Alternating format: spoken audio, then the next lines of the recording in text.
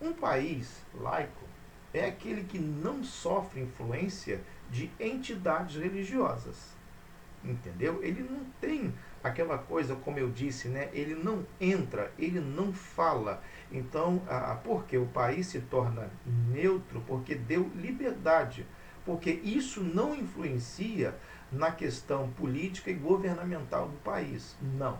É um direito neutro à Constituição Federal. Ninguém pode exercer sobre a Constituição Federal ou lei uma coisa que ela mesma dá como princípio.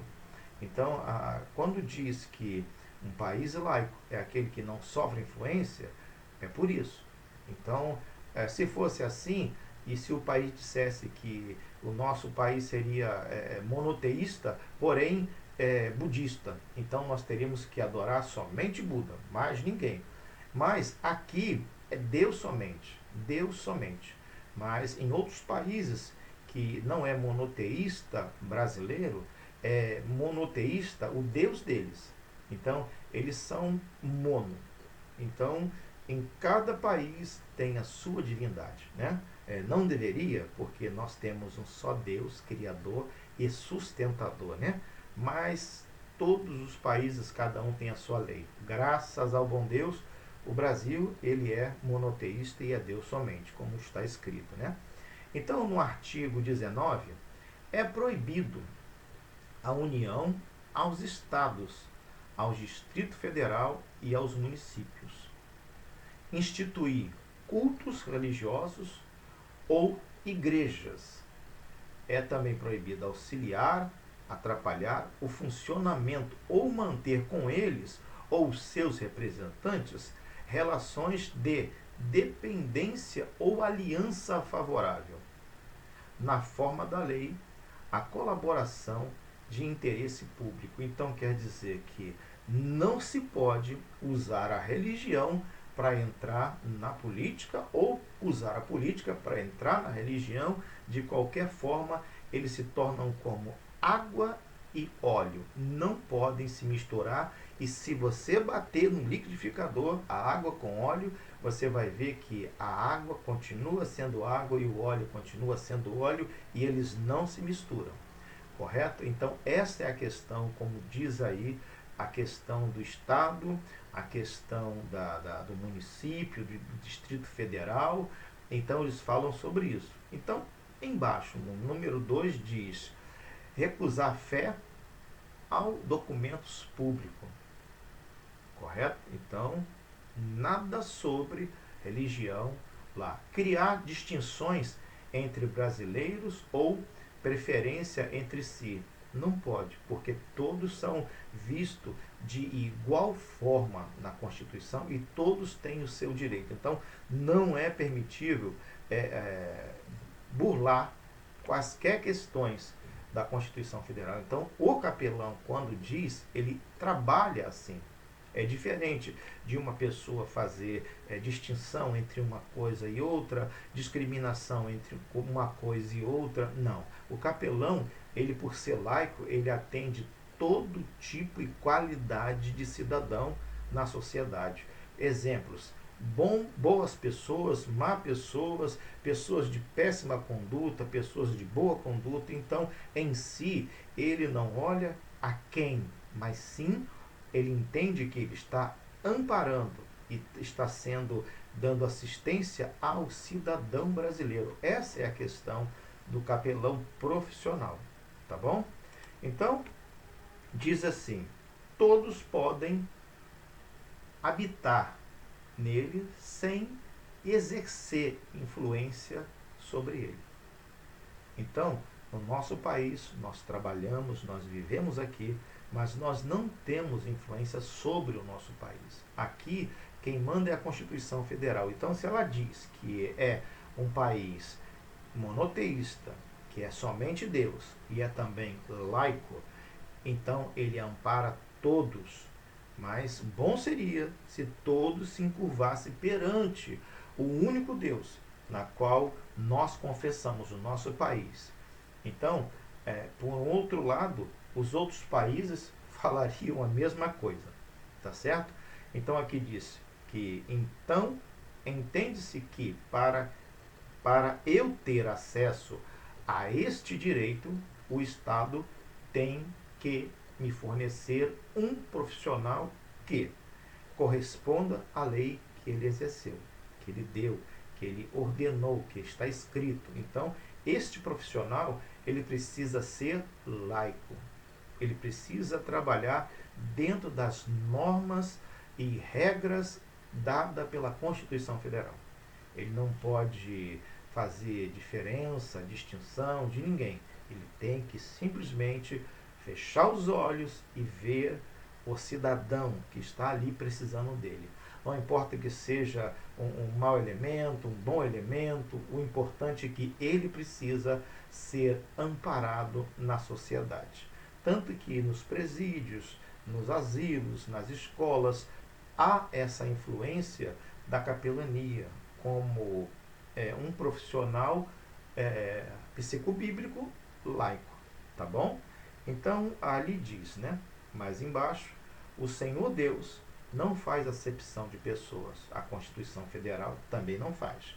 Todos são chamados. A Constituição Federal diz que nós temos que amparar todos. Todos recebem o benefício por graça sem exceção. Deus dá sem exceção a todos, mesmo que você não mereça. Nós também temos que dar atenção, amor, cuidado ao cidadão, mesmo que ele não mereça, aos meus olhos, aos olhos de muito, pois nós não fomos chamados para saber quem merece ou quem deixou de merecer, mas sim amparar e ressocializar este cidadão na sociedade de forma psicobíblica, tá certo? Todos necessitam de salvação. Eu quero deixar aqui também uma coisa muito importante, é que no catolicismo passado, que era um catolicismo muito arrojado, porque acreditava-se em só um Deus, como um Deus único, como até hoje, eu tenho certeza que a Igreja Católica, mas eles deram liberdade ao laico, eu posso chamar de laicoísmo, né? Ou laico somente, mas eu também nunca li essa palavra, laicoísmo, mas eu creio que essa palavra laicoísmo é que ele deu a liberdade de cultuar cada um o seu Deus dentro da igreja, onde veio acontecer essa questão toda de cada um ter a sua própria entidade como adoração, tá certo? Mas eles põem em vista Deus, mas na verdade a prática psicobíblica não é exercida dentro das escrituras sagradas porque mal conhecem. Por isso é que nós precisamos ser psicobíblico para orientar essas pessoas como exercer a capelania. Tá ok? Eu espero que você tenha entendido as nossas orientações e essa foi a página 1 do módulo 1 que fala sobre lei federal, a lei da Constituição Federal sobre a capelania, ok? Então nós vamos agora para a segunda fase, que é a folha número 2, tá bom? Vamos lá então, a folha de número 2. Então a folha de número 2, a página de número 2, ela vem nos dizer a seguinte coisa: o capelão é um profissional que, em sua formação, tem princípio ser laico, né? Então entendemos que eu dou atendimento psicobíblico, mas não sou um líder religioso, porque eu sou um profissional capelão. Então há uma diferença entre eu ser um líder religioso e ser um capelão. Mas vocês vão entender direitinho cada coisa no seu lugar para que você não tenha dúvida de exercer capelania como também um líder religioso, tá bom? Então, neste caso, trata-se de um profissional capelão, Então, toda vez que eu ouvi falar de capelão, não estamos falando de um líder religioso, né? E sim de um profissional que exerce assistência religiosa. Tanto porque, foi o que disse, o líder religioso, ele tem a sua instituição CNPJ, o nome, o rótulo da sua instituição, o nome da sua igreja. E ali ele ampara a todos. E o trabalho do capelão é estar no meio da sociedade, orientando pessoas a seguir uma questão bíblica. Está certo? Até porque a nossa formação e tanto o nosso atendimento, ele é psicobíblico. Então, nós temos que orientar aquela pessoa a voltar-se para Deus e olhar a direção em que Deus mostra, entendeu? Porque muitas vezes a pessoa está desorientada, desgovernada, ela precisa muito de uma orientação que venha norteá-la. Então, nada melhor do que trazer ela aos braços do Pai Celestial, cuja qual todos chamam na hora do perigo, tá bom? Nesse caso, como nós já lemos, trata-se de um profissional capelão, tá bom? Que ele exerce assistência religiosa. Então, o capelão, ele é um agente, um profissional na área da capelania. Então, o que é a profissão de capelão? Qual é a profissão? O que é essa profissão? Então, é um profissional treinado e amparado por lei para dar atendimento religioso ao cidadão, com assistência psicobíblica, e prestar atendimento individual.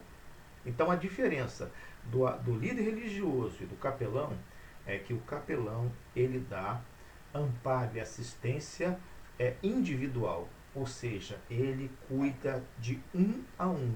Ele vai até aonde está o sofrido e ali ele se dedica àquele sofrido até que o sofrido venha entender por livre e espontânea vontade a natureza daquele capelão está ali. Então, se ele recebe com bom grado o capelão e o capelão fala e ele recebe de bom grado, então esta é a questão, tá bom? Nós também temos que abordar isso, se a pessoa aceita ou não, porque ela tem o direito dela de aceitar ou não. Então cabe o capelão ser bem, sabe, bem simpático nas suas abordagens. Então observe que o capelão tem uma diferença dos líderes religiosos, pois o líder religioso presta assistência religiosa de forma coletiva, como nós falamos. E o capelão não é constituído para dar assistência religiosa coletiva. Não, ele não é. Ele é para dar, sim, individual. Este é o diferencial. Então o capelão, ele vai tomar o tempo em educar, orientar, formar aquela pessoa um entendimento de como ela deve proceder, deve viver. Então, a forma correta é olhar as coisas de quem nos gerou no ventre da nossa mãe e ensiná-las. E nada melhor do que o psicobíblico para trazer entendimento, porque é a única coisa capaz de entrar no ser humano pelo ouvido e fazer a transformação dentro do seu interior.